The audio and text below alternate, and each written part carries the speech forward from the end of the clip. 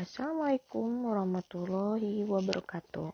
Hai guys, apa kabar? Mudah-mudahan kalian selalu sehat, selalu semangat di rumah.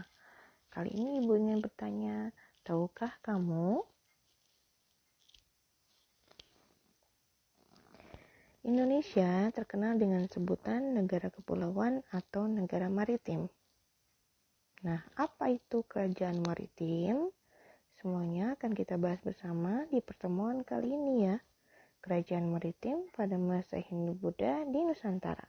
Part 1. Menurut Kamus Besar Bahasa Indonesia, maritim adalah berkenaan dengan laut, berhubungan dengan pelayaran dan perdagangan di laut. Hal ini berarti kerajaan maritim pada masa Hindu-Buddha adalah kerajaan yang bercorak Hindu atau Buddha yang kehidupan masyarakatnya sangat bergantung pada perekonomian dan perdagangan baik di laut ataupun sungai. Nah, kerajaan apa saja sih yang termasuk kerajaan maritim? Cek di SWOT. Yang pertama adalah Kerajaan Sriwijaya. Ini adalah peta kerajaannya. Sriwijaya bercorak agama Buddha, kemudian tahunnya 7-15 Masehi. Puncak kejayaannya di bawah Raja Balaputra Dewa. Sementara lokasinya itu meliputi Semenanjung Malaya, Thailand Selatan, Kamboja, Jawa, Sumatera, dan pesisir Kalimantan. Kemudian kenapa kerajaan Sriwijaya berkembang pesat dan menjadi kerajaan maritim? Ini adalah alasannya. Silakan dibaca.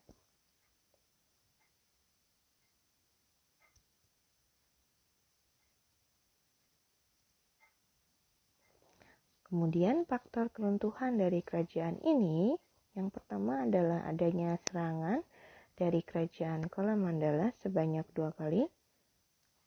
Kemudian yang kedua itu adalah serangan kerajaan Medang Kemulan pada masa kerajaan Dharma Wangsa. Yang ketiga, banyaknya negara-negara yang ditaklukkan yang melepaskan diri. Yang keempat, terdesak oleh kerajaan Thailand.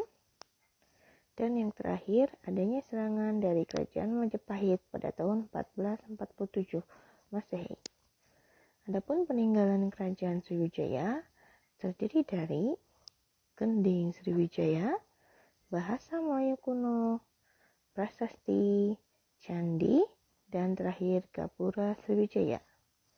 Ini ibu tampilkan beberapa contoh gambarnya.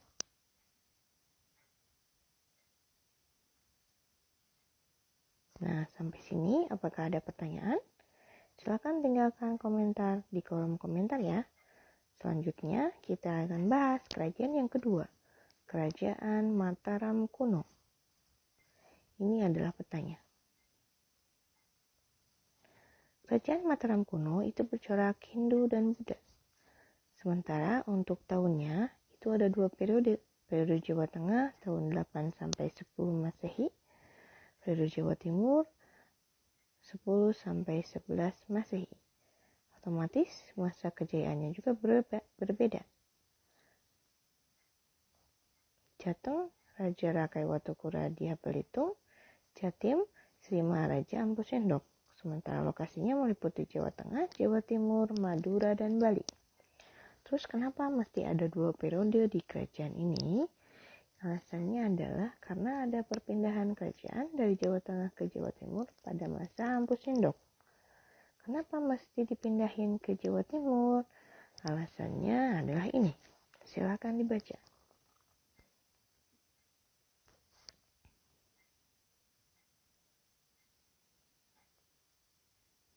Kemudian faktor keruntuhan dari kerajaan Mataram kuno ada 4 faktor. Pertama, bencana alam besar ada di periode Jawa Tengah. Kemudian yang kedua, adanya konflik saudara yang terjadi secara turun-temurun. Yang ketiga itu ada permasalahan perekonomian. Dan yang terakhir perpindahan kerajaan ke Jawa Timur. Kemudian hal positif apa yang bisa diambil dari kerajaan Mataram kuno? Yang pertama, Mataram kuno dipimpin oleh 3 dinasti dengan 2 corak agama yang berbeda. Hal ini berarti mereka bisa hidup berdampingan dan mencerminkan toleransi antar umat beragama. Yang kedua, dibangunnya candi-candi yang memiliki corak berbeda di tiap agama.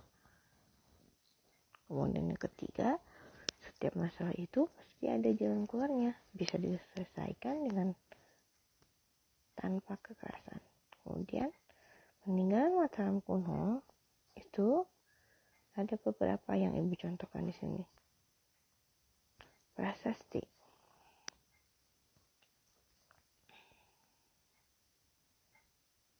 Candi juga ada 2 ya, karena ada corak Hindu dan corak Buddha.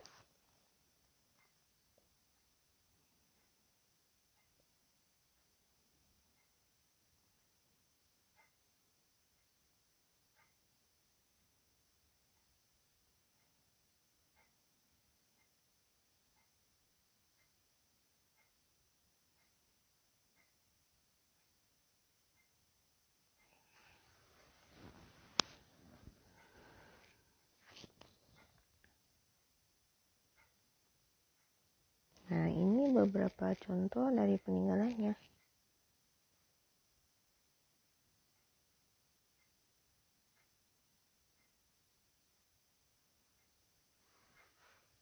Nah, sampai sini mudah-mudahan kalian mengerti ya apa yang Ibu sampaikan. Tetap sehat, tetap semangat ya guys. Sampai jumpa di minggu depan. Terima kasih. Wassalamualaikum.